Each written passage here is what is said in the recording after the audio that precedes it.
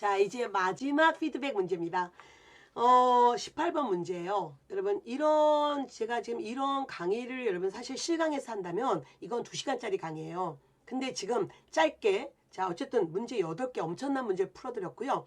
이 8개 문제는 지금 평균 점수 70점보다 내려간 60점 또는 그 밑에 있는 문제들만 제가 집중 풀어드렸는데요.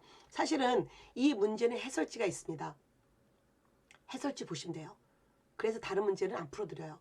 근데 지금 제가 이런 문제들은 그 답이 중요한 게 아니라 그 주변의 영역을 더 보는 게 중요해요. 그래서 이런 강의를 준비했고요. 사실 이 강의를 위해서 사실 사전에 PPT도 만들어야 되고, 그래서 요 짧은 5분이지만 그 뒤엔 여러분, 자, 1시간의 노력이 있습니다. 그 5분 강의를 위해서.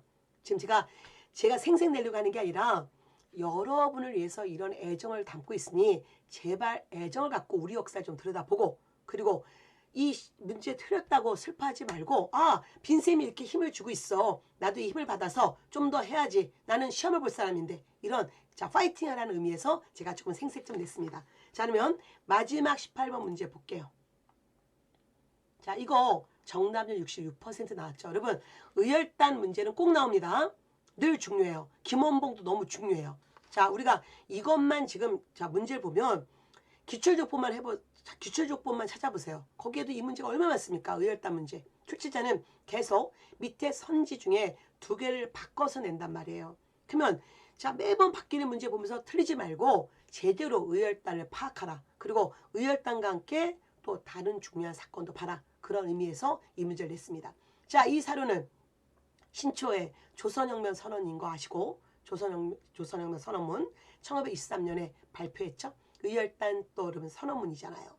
그러면 자, 의열단 또는 의열단원의 활동, 또한 의열단을 창립했던 주요 멤버 김원봉의 활동을 아셔야 되는데, 자, 이들은 자, 나중에 자, 민족혁명당 창당에도 가담합니다. 자, 일단 3.1운동 이후에 만주 길림에서 1919년 김원봉만 보지 말고 윤세주도 봐라. 이들이 조직했죠. 그 다음에 또 하나, 나중에 중국 본토로 들어가서 중국 국민당 북벌에 참가해서 장제스의 지원을 이끌어내서, 자, 우리가 중국 본토에서 처음으로 만들어진 중국, 자, 국민당이 인정한, 자, 우리의 중국 본토에서 만들어진, 자, 무장단이 뭐였어요? 군대 조직이 바로 조선의용대였잖아요. 자, 조선의용대는 장제스의 지원하에 이루어집니다. 물론 한국광복군도 1940년에 장제스의 지원을 이끌어내잖아요. 그래도 뭐 여러분 다 이것도 헷갈리시면 안 돼요. 자, 그 다음에 바로 이 4번 문제. 이거 있잖아요. 이거는 의도한 거죠. 여러분이 저한테 선생님 올해 특별히 주시해야 될 인물이 누굴까요? 그러면 제가 늘 여러 명 얘기했지만 강우규 얘기했잖아요. 강우 열사가 1919년 3.1운동 이후에 일본은 총독을 바꾸죠. 그래서 새로운 총독, 사이토 총독 이렇게 기억하지 말고 그냥 사이코 총독 이렇게 기억하라고 했잖아요.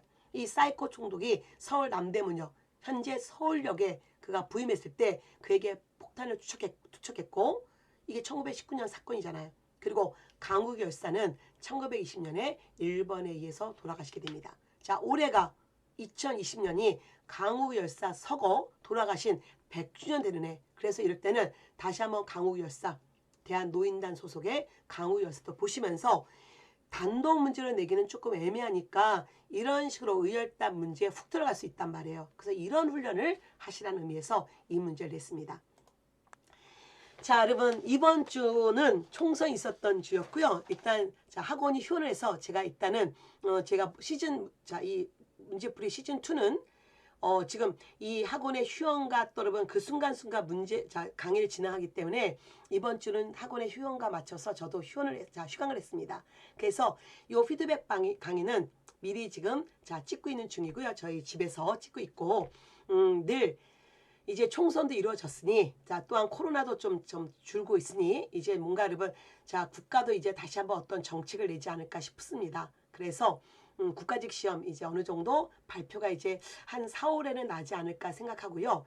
자, 이럴 때 여러분 흔들리지 말고 늘 했던 대로 하시면서 여러분의 약점을 정확히 보완하셔야 된다. 그걸 강조하면서 이런 실전 문제를 많이 보는 게 아니라 정확하게 보시면서 자신의 약점을 잡는 거, 이게 진짜 현명한 방법이에요. 무조건 여러분들이 지금 문제 너무 많이 풀고 싶어요. 여러분 그 문제 많이 풀어도 내 거가 되지 않으면 의미가 없어요. 그래서 늘 강조하지만 이 수험 공부는 누구나 하지만 합격은 누구나 할 수 없다. 결국 많은 걸 내 걸로 만들어야 됩니다. 자, 강조해요. 많은 걸 아는 게 아니라 정확하게 아는 게 중요하다. 그래서 다시 한번 이런 피드백 강의를 통해서 여러분의 약점을 보완하시고요.